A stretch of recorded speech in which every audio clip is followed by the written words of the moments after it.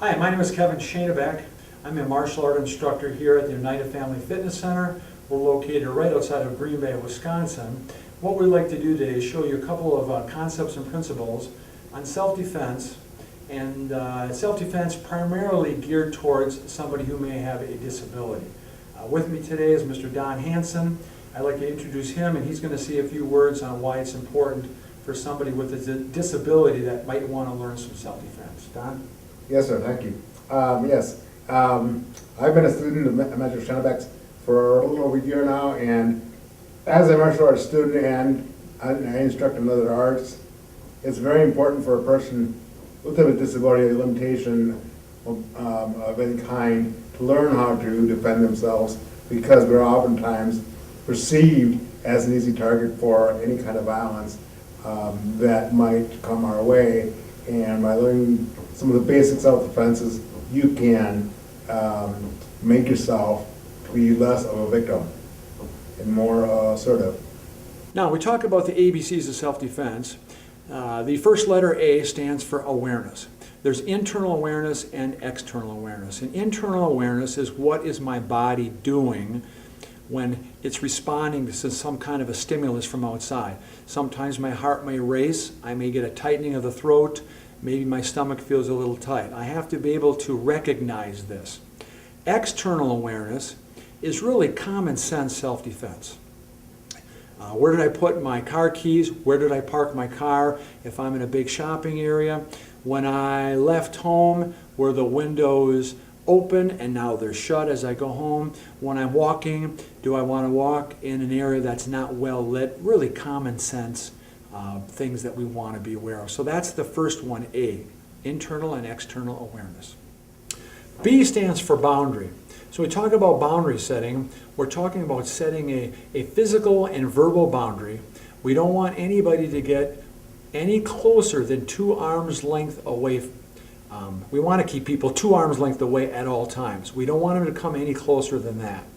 So this is very important. So when we talk about the boundary, we do business on a regular basis at about 2 arms length away. When people get in closer than that, we have to start looking at setting our verbal boundary and taking things much serious. C is combat. And then what we'll do now is we'll go back and we'll do a yellow, an orange, and a red alert, and we'll show proper boundary setting with a yellow, orange, and red alert.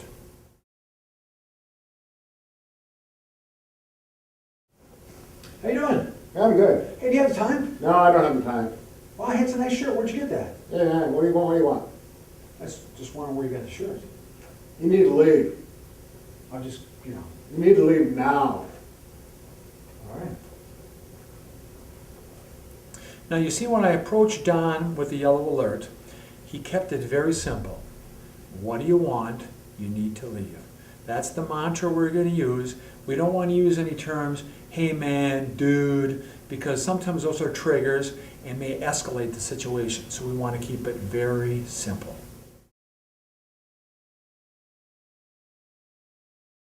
Good. Hey, do you have the time? No, I don't have the time.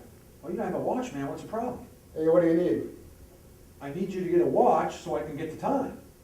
You need to leave now. I need to leave now. What's your problem? Leave now.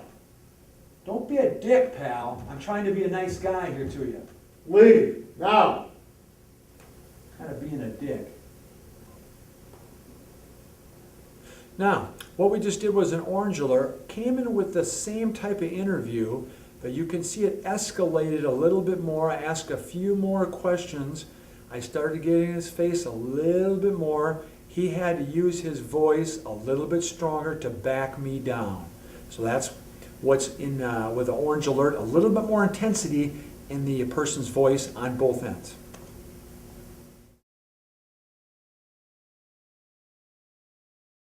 Where the hell did you learn how to drive? Hey, you need to leave. Jeez, you cut me off back there?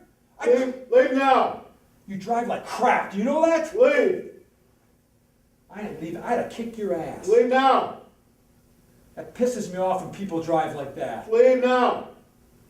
Learn how to drive. Now, we just demonstrated a red alert. You can see the intensity. This is pre-combat. I came right in off the get-go. Looks like I almost was going to attack Don. Don put his hands up. He matched my voice. Okay, this is very important. And he really set a strong verbal and physical boundary. Very important in the red alert.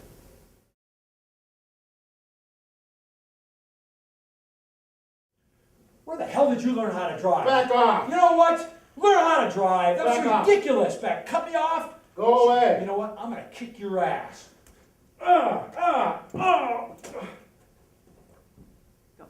Now, in that combat application, I came at Don. You can see his hands were up. We started in the red alert. He was trying to set a really strong verbal boundary. The assailant did not back away. He came in within 1 arm's length away, came in for an attack. Don did the block. He did the eye strike once, maybe twice. My head went back, opened up the groin, hits to the groin, another vital spot, which at that time the attacker backed off. So this is one situation that you could do in a combat application. So let's do a quick recap. We talked about the ABCs of self-defense.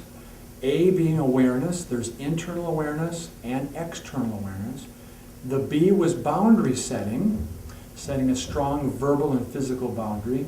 And the C was combat. Then we talked about the yellow, orange, and red alert. The yellow alert is the interview process. Somebody's interviewing you, seeing whether or not you're going to become a victim. And the orange heated up a little bit more, and the red was pre-combat. We didn't talk much about passive, aggressive, and assertive behavior. So passive behavior is where somebody is looking down and they look weak and they feel weak, and you're more apt to become a victim when you show passive behavior.